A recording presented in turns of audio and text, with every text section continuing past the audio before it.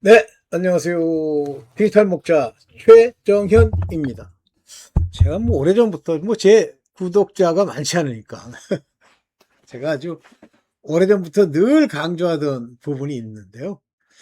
그거에 대한 깨달음이 있는 분도 계세요. 근데 지금 제가 이제 이 영상의 뒤에 붙이게 될 그 영상에 보면 그 하나님의 택하심을 자기 멋대로 이해를 하는 거예요. 그리고 모든 서신서는 그 타겟 오디언스가 있어요. 그래서 그 안에 쓴 내용들은 그들에게 주는 거예요. 특히 에베소서라고 하는 것은 에베소 교회에 있는 하나님을 아버지라 부를 수 있는 하나님의 자녀들에게 주는 편지예요. 근데 이제 제가 뒤에 이 영상 요거 끝나고 붙여지게 될 그 영상의 그 내용을 보면 그냥 무조건 자기가 아들이라는 거야. 그러니까 하나님이 예수 그리스도 안에서 자기를 아들 삼았다는 거예요. 지 멋대로. 그러니까 다 빌어먹는 거예요. 그리고 자기는 드디어 깨달았대. 내 감정이 하나님이 그리스도께서 내 뜻으로 안 하고 하나님의 뜻으로 자기를 아들 삼았다는 거예요. 맞는데요, 만약에 아들이라면. 그러나 네가 생각하는 그 감성과 눈물로 하나님의 아들이 되는 게 아니고 네 열심과 네 노력으로 되는 것도 아니라고 깨달으면 좋아. 그러나 그런 사람을 위해서 정한 게 아니에요. 그러니까 전부 자기 중심으로 자기가 따져서 자기가 아들이라는 거예요. 자, 에베소에 있는 얘기 요거 잠깐 얘기하고 이 뒤에 영상에 붙이겠습니다. 한번 잠깐 보고 갈게요. 하나님의 뜻으로 말미암아 예수 그리스도의 사도된 바울은, 여기까지는 바울이 사도된 이유를 얘기하는 거예요. 하나님의 뜻으로 이루어진 거예요. 여기 테레마토스, 하나님의 뜻을 통해서 디아, 이루어진 거예요. 그런데 여기 보면 에베소에 있는 성도들과 그리스도 예수 안에 신실한 자들에게, 근데 정확하게 이 헬라어를 통해서 보면 여기 보세요. 에베소에 있는, 요게 있어 왔다는 얘기예요. 요게 그러니까 현재 있는 자들, 그들이 누구냐면 아리오스라는 건 그 성스럽다. 그러니까 그 푸뉴마 아리온, 그러면 성령이세요. 그 성스러운 자들에게 편지를 하는 거예요.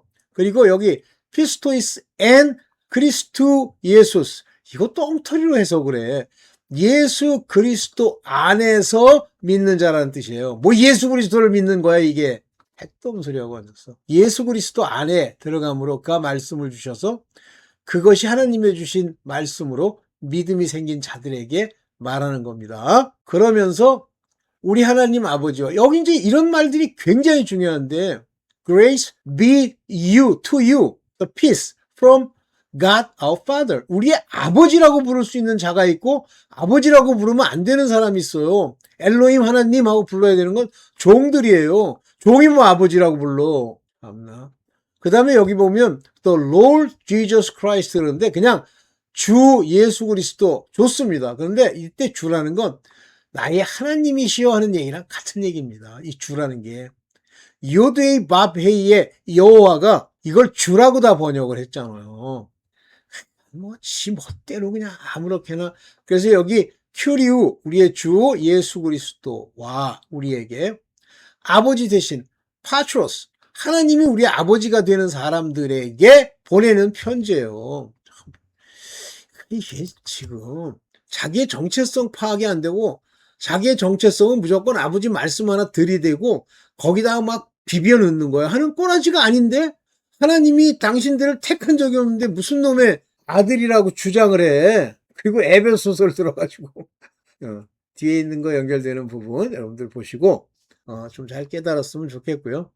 못 깨달으면 할 수 없고. 네, 일단 뒤에 있는 영상을 보세요. 네. 우리는 오늘 아침 에베소서를 보는 것으로 시작했는데요. 우리가 같이 전체적으로 훑어봤고요. 오늘 저녁 다시 돌아왔는데 많이 보지는 못하겠지만은 에베소서 1장 1절부터 몇 구절을 읽겠습니다. 하나님의 뜻으로 말미암아 그리스도 예수의 사도된 바울은 에베소에 있는 성도들과 그리스도 예수 안에 있는 신실한 자들에게 편지하노니, 하나님 우리 아버지와 주 예수 그리스도로부터 은혜와 평강이 너희에게 있을지어다. 찬송하리로다. 하나님 곧 우리 주 예수 그리스도의 아버지께서 그리스도 안에서 하늘에 속한 모든 신령한 복을 우리에게 주시되 곧 창세전에 그리스도 안에서 우리를 택하사 우리로 사랑 안에서 그 앞에 거룩하고 흠이 없게 하시려고 그 기쁘신 뜻대로 우리를 예정하사 예수 그리스도로 말미암아 자기의 아들들이 되게 하셨으니 이는 그가 사랑하시는 자 안에서 우리에게 거저 주시는 바 그의 은혜의 영광을 찬송하게 하려는 것이라. 아버지, 우리가 성경을 펴고 이 하루의 마지막에 기도합니다. 콧방귀 성령께서 제가 말하는 것과 그리고 우리의 듣는 것을 도와주시고 살아계신 하나님으로부터 음성을 듣게 하시고 우리 삶이 지금 보고자 하느니 진리로 인해 변화되게 하여 주시옵소서. 그래서 그것이 주님을 가장 기쁘시게 하고 우리에게 가장 유익이 되게 하여 주시옵소서. 예수님의 이름으로 간구합니다. 아멘. 주목하고 싶은 구절이 3절에서 그리고 6절인데요. 서론의 그 인사말은 넘어가고요. 왜냐면 오늘 아침에 같이 봤던 내용이니까.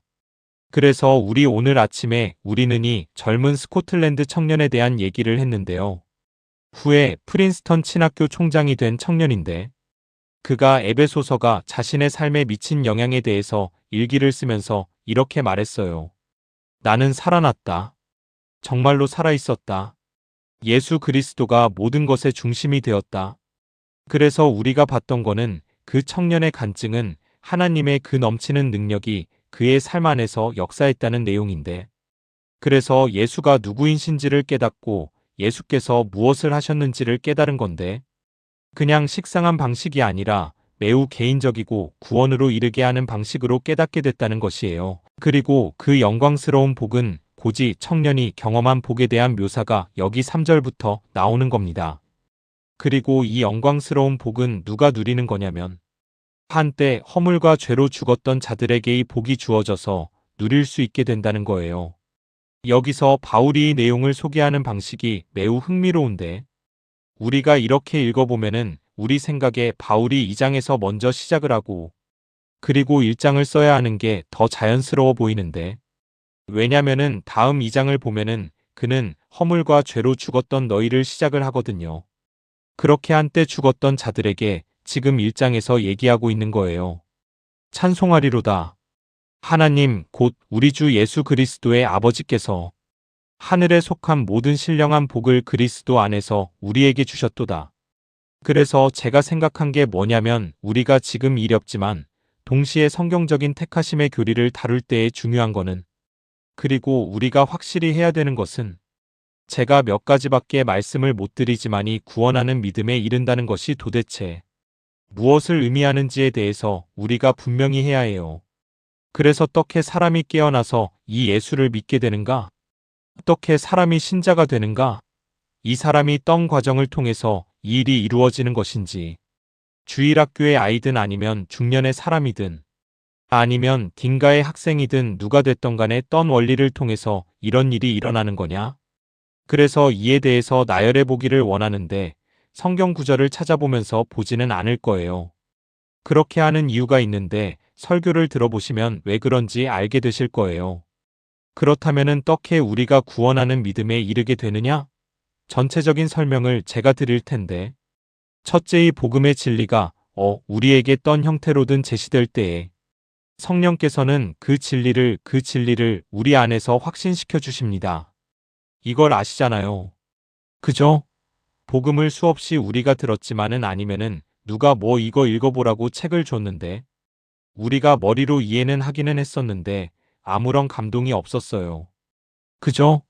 근데 어느 날 그런 과정 중에 갑자기 복음의 진리를 40번째쯤 들었을 때에 성령께서 갑자기 그 진리를 확신시켜 주세요.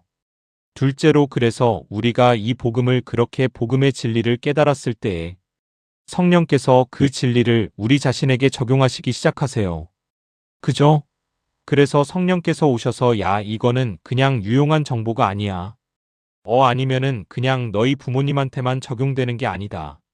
아니면 종교인들을 위한 얘기가 아니다. 하시면서 성령께서 갑자기 감동을 해주세요.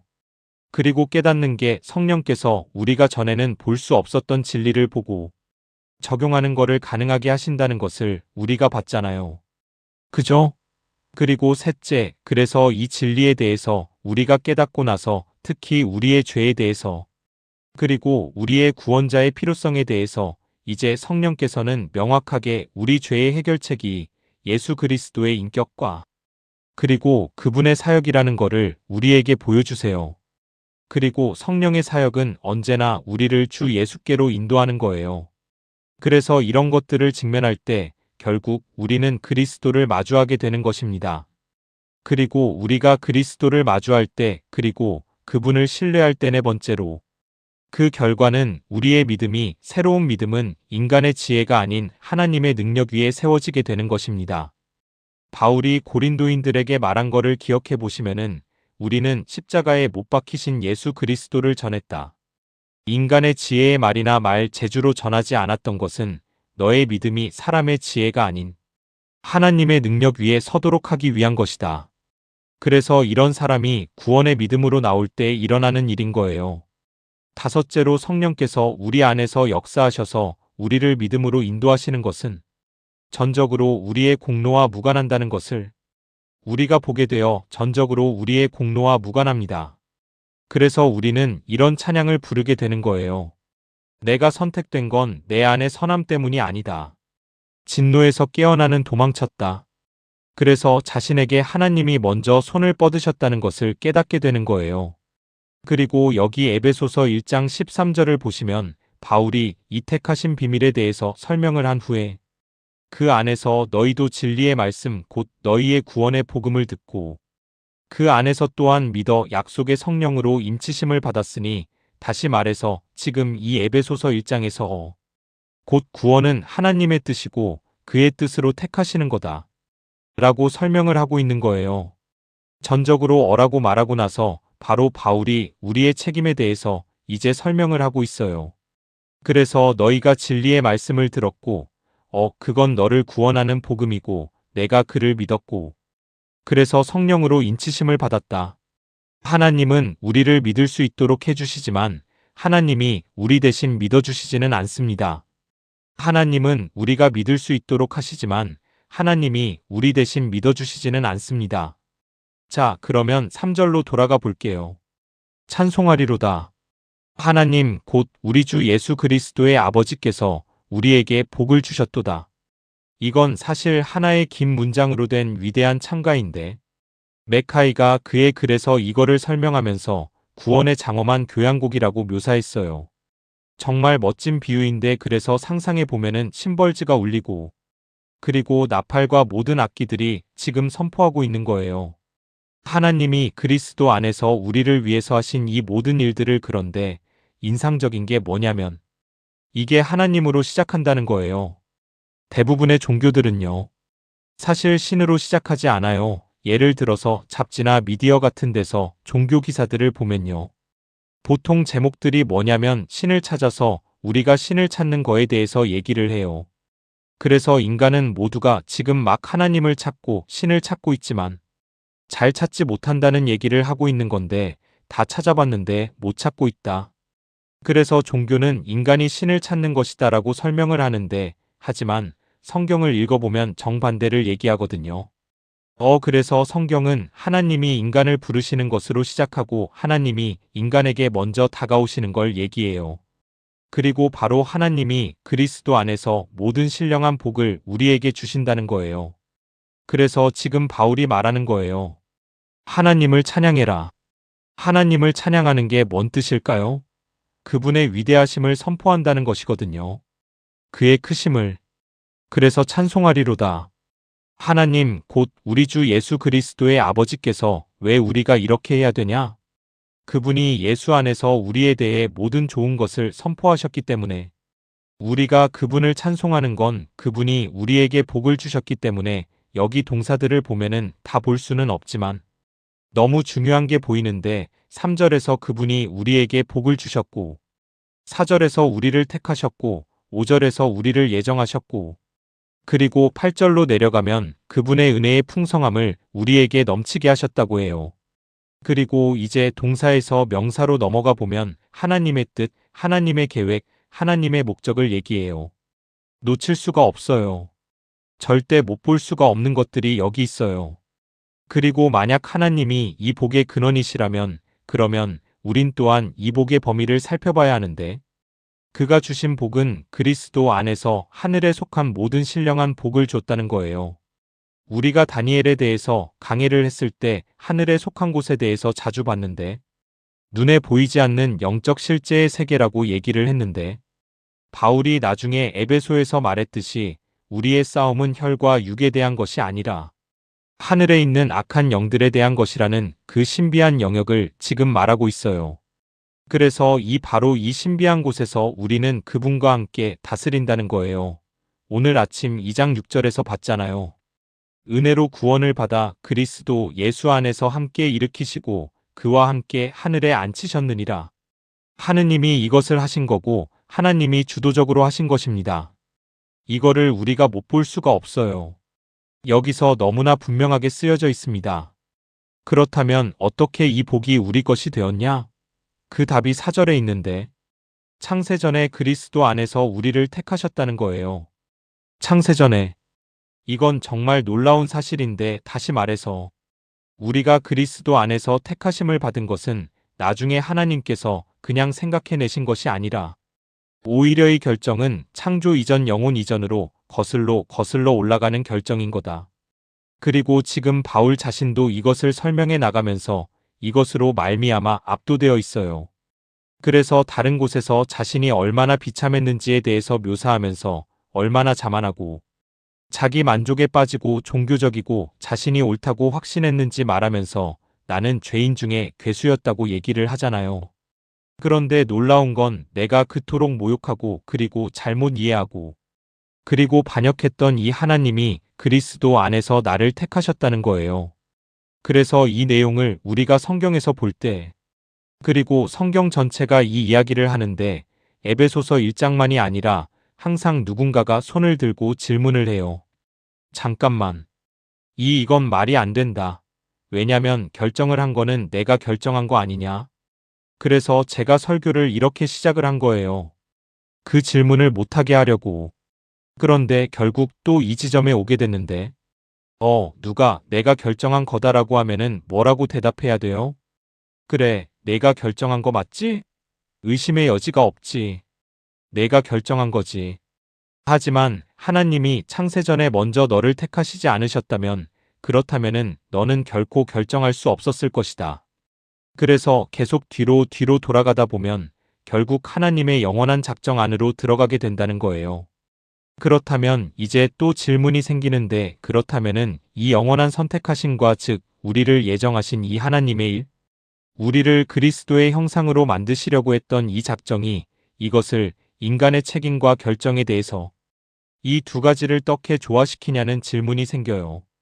어떤 사람들은 뭐라고 하냐면 하나님의 주권을 믿고 인간의 책임을 부정하든지 아니면 인간의 책임과 자유를 믿고 그리고 하나님의 주권을 부정해야 한다고 얘기를 하는데 이건 아주 잘못된 주장이에요. 그리고 또 뭐라고 하냐면은 이 두 가지를 이제 섞어서 짬뽕을 시켜서 주권을 일부적으로 믿고 그리고 책임을 일부적으로 믿는다고 하는 거예요. 뒤섞어서. 그렇게 되면은 이제 신학적으로 이게 죽도 밥도 안 되는 건데 아무런 쓸모도 없는 것이 되어버리고 우리한테 아예 무익하게 돼버려요. 그렇다면 어떻게 해야 합니까? 둘 다 믿는 거예요. 왜냐면 두 가지를 다 성경이 말하고 있으니까. 그래서 전부를 믿는 거예요. 그 두 가지 다. 부분적으로가 아니라 전부를 믿는 거예요. 그래서 이 두 가지가 친구라는 사실을 받아들이는 거예요. 스펄전이 이것을 어떻게 조화시키냐는 질문을 받았을 때 그럴 필요가 없다. 친구들을 조화시킬 필요가 없다라고 얘기를 했어요. 그래서 오늘 이것에 대해서 오늘 저녁에 우리가 지적 훈련하듯이 그냥 지적인 만족을 얻으려고 우리가 지금 이 시간을 보내는 게 아닌데 스트가 말했는데 수세기 동안 기독교의 최고의 두뇌들을 이둥절하게 만든 이 문제에 대해서 단순한 해결책을 발견할 가능성은 낮다고 얘기를 했어요. 왜 이게 우리를 이둥하게 만들어요? 왜냐하면 답이 하나님 자신 안에 있기 때문에 이걸 엔티넘이라고 하는데 모순이에요. 두 가지 자존하는 진리가 나란히 있는 거예요. 둘 다 완전히 참인데 인간의 관점에서는 궁극적으로 이게 조화가 안 돼요. 그렇기 때문에 우리는 이 앞에 경이로움으로 엎드려야 하는 거예요. 1984년에 저와 몇 명이 얼바나 컨퍼런스에 갔었을 때대 정말 도움이 됐던 성경 공부가 에베소서 처음 3장에 대한 거였는데 3장에 대한 거였는데 에릭 알렉산더러라는 분이 목회자 컨퍼런스를 인도하고 있었어요. 그분이 가르치신 것을 제가 기억하는데 제가 여러 번 인용했던 이야기인데 오늘도 다시 여러분에게 말씀드리고 싶은 게 그분의 요점이 이거였는데 선택하심의 교리는 성경적 교리다. 성경에 확실하게 쓰여져 있다. 성경을 읽으면서 이 교리를 다루지 않을 수가 없다. 성경적이다. 그리고 둘째는 어렵다. 그래서 많은 사람들이 어려워하고 문제를 제기하는 거다. 그리고 셋째는 유익하다. 유익하다. 그리고 나서 이렇게 얘기를 했어요. 선택하심의 교리를 받아들이는 것은 이거를 우리의 전진의 깃발로 들려고 하는 게 아니고 아니면은 이 진리를 사람들한테 던지는 폭탄으로 만들려고 하는 게 아니라 대신에 우리 영혼의 요새가 되는 것이다. 그래서 우리가 이 놀라운 사실 앞에 엎드릴 때 그래서 곧 나의 나 된 것은 그리스도 때문이고 그리고 그 이유는 시간이 시작하기 전에 하나님이 나를 그리스도 안에서 사랑하셨기 때문이라는 거예요. 우리가 이런 생각을 해볼 수가 있는데 만약에 지금 와이프한테 내가 내 와이프를 만나기도 전에 사랑했다고 내가 너를 만나기도 전에 사랑했다라고 말하면 뭐라 그럴까요? 와이프가 실망할까요? 아니면 불안해할까요?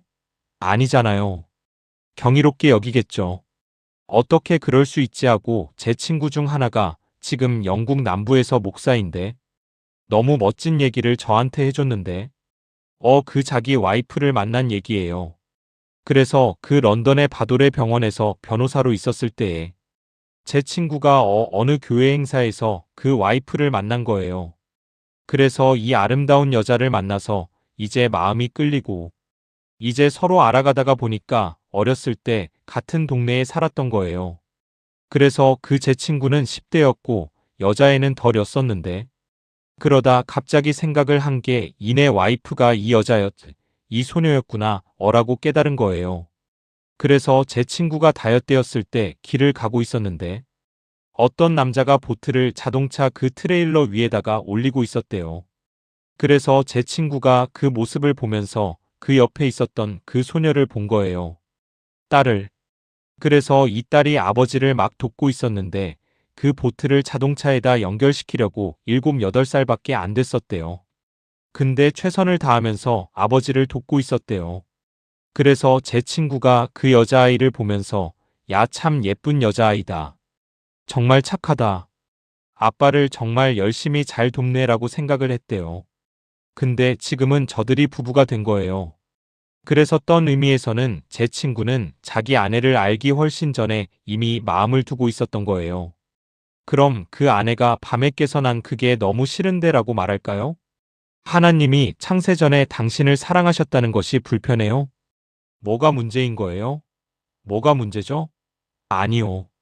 근원은 하나님 안에 있는 것이고 영역은 하늘에 속한 것입니다.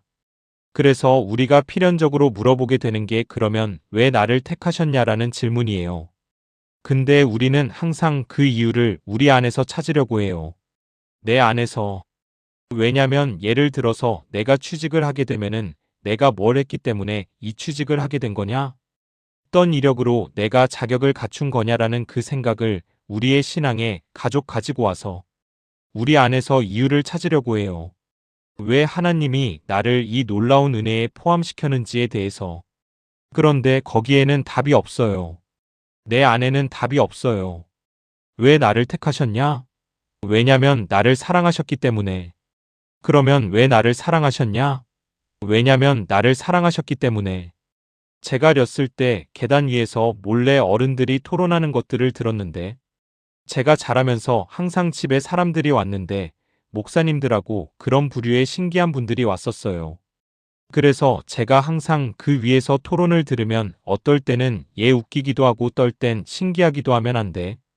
그래서 그 토론들을 들으면서 그것에 대해서 놀랄 때도 있고 여러 가지 생각을 했는데 정확히 제가 기억은 안 나는데 우리 아버지께서 정확히 무슨 얘기를 하신지는 기억이 나지 않지만 정확히 기억나는 거는 제 아버지께서 신명기를 인용하셨는데 신명기의 구절을 얘기하시면서 누군가가 지금 우리가 하고 있느니 질문을 하고 있었어요.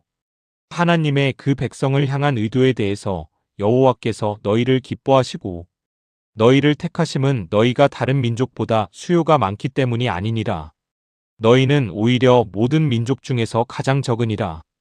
여호와께서 다만 너희를 사랑하심으로 말미암아 왜 그러셨다고요? 다만 너희를 사랑하심으로 말미암아. 우리 아버지가 이것만이 답이라고 하셨어요. 저들을 사랑하셨기 때문에. 그런데 왜 저들을 사랑하셨기 때문에? 그래서 제가 같은 말 반복하지 말라고 소리치고 싶었는데 사실 그게 정답이었어요. 왜 나를 사랑하시냐? 왜 나를 택하셨냐? 날 사랑하셔서 왜 날 사랑하시냐? 날 사랑하시니까 몰라요. 모르는 거예요. 왜 그러셨는지. 베니스의 상인에서 사람들이 그 이야기가 불공평하다고 말하는데 포샤가 거기서 말해요. 공의가 당신의 탄원이라면 이것을 생각하라. 공의의 과정에서 우리 중 누구도 구원을 보지 못할 것이다. 우리는 자비를 위해 기도할 뿐이라. 공의의 과정에서 누구도 구원을 보지 못한다는 거예요. 왜 우리 중 한 명이라도 택하시겠습니까? 왜? 사실 아무도 택하면 안 되는 거예요.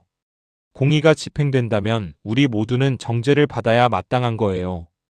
왜 택하시는 거예요? 이게 신비인 거예요. 그 이유는 하나님의 사랑 때문입니다.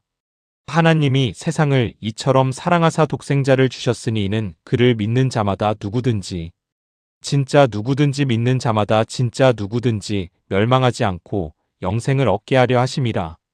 여기 보면요. 우리 그깟 이 사실에 사로잡히니 사람들은요.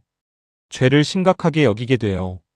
왜냐면 창세전에 그리스도 안에서 우리를 택하셨다고 했는데 그 이유는 우리를 행복하게 되라고 말한 게 아니라 물론 행복하게 되겠지만 우리를 거룩하고 흠없게 되게 하기 위해서라고 했어요. 그래서 우리가 거룩하기 때문에 우리를 택하신 것이 아니라 우리를 거룩하게 하시기 위해서 우리를 택하셨다는 거예요. 거룩하기 때문에가 아니라 거룩하게 만드시려고 이건 완전히 다른 겁니다. 그런데 우리가 조심해야 하는 게 하나님의 택하시는 이 사랑에 대한 이 믿음이 그러면 나는 그냥 내 맘대로 살면 되겠다.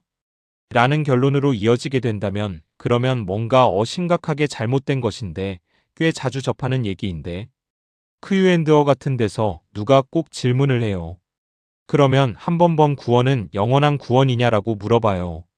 그런데 그 질문의 80% 뒤에는 그럼 내가 뭐든 다 해도 되는 거냐라는 게 깔려있는 질문이에요. 왜냐면 구원이 보증된 거면 그러면 아무것도 상관없는 거 아니냐? 그냥 아무렇게나 살아도 되는 거 아니냐?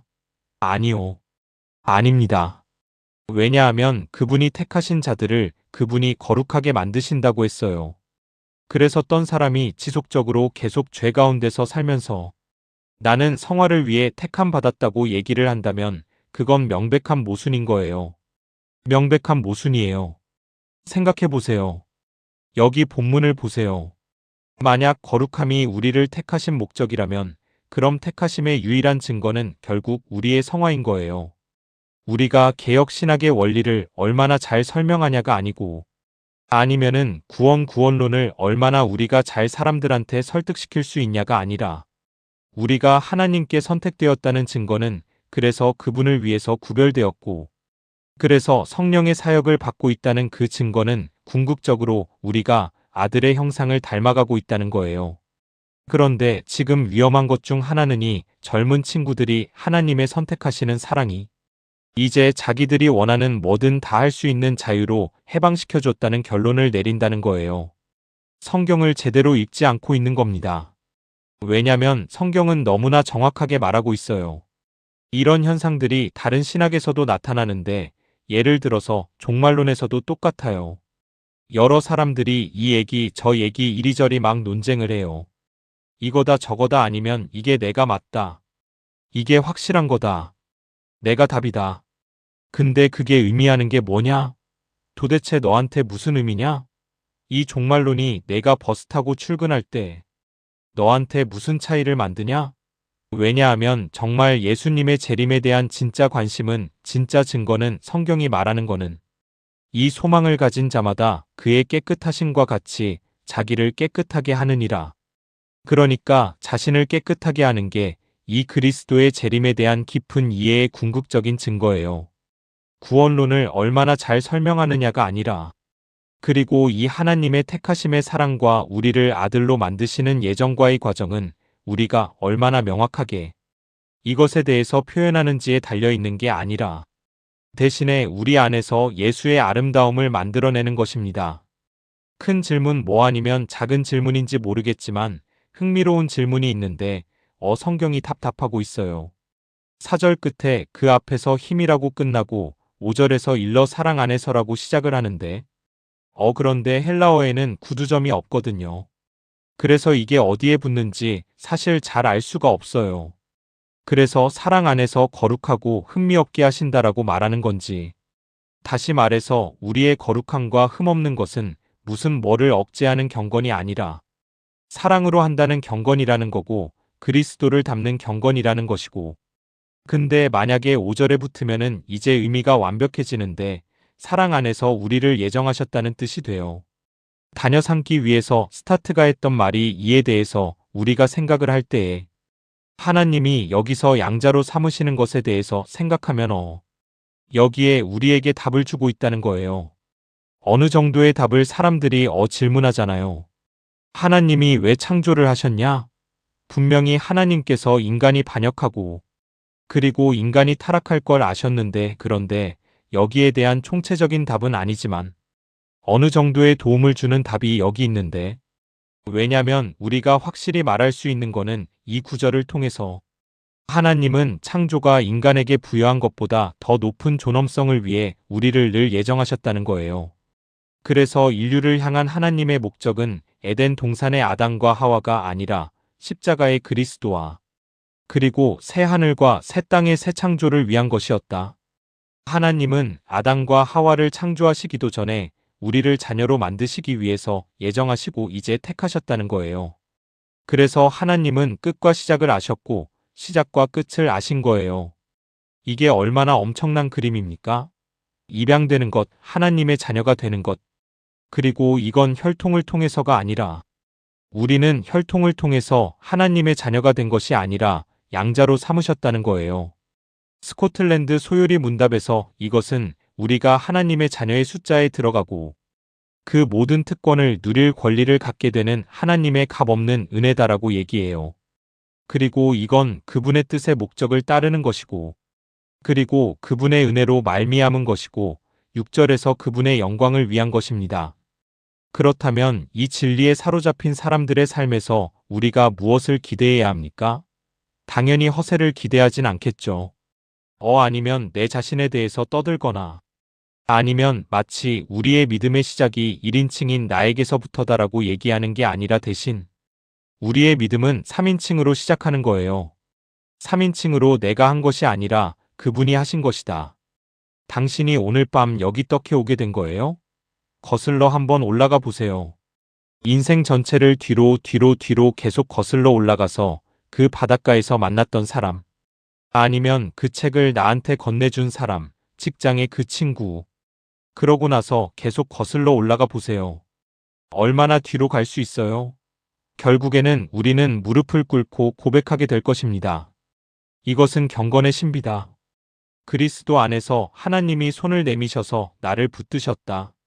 그래서 이 은혜의 교리가 우리의 마음에 생기고 그걸로 인해 사로잡히면 겸손을 만들어내고요. 우리 안에 존엄성이 생기기 시작합니다. 제가 정말 좋아하는 얘기가 하나 있는데요. 이 얘기는 비비 월필드에 대한 이야기인데, 비비 워필드가 미국 어느 도시를 걷다가요. 어떤 젊은이를 지나쳤대요. 그 청년을 지나치는데 그 청년의 풍기는 그 태도가 너무 인상적이어서 그래서 몇 걸음 가다가 돌아서서 소리를 쳤대요. 인간의 궁극적 목적이 뭐냐라고 얘기했더니 그 청년이 대답하기를, 인간의 궁극적 목적은 하나님을 영화롭게 하고 그분을 영원토록 즐거워하는 것입니다.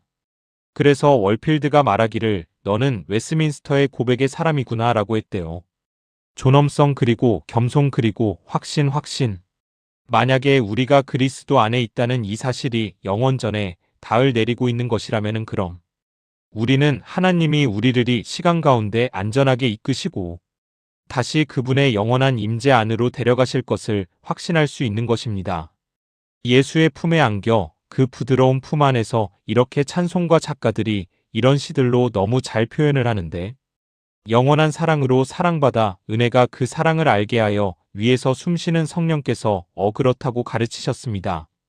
오에 확실하고 안전한 완전한 평안이 모든 것 위에 있는 기쁨. 끝나지 않는 사랑 안에서 나는 그분의 것이고 그분은 나의 것이다. 나는 친구를 찾았다.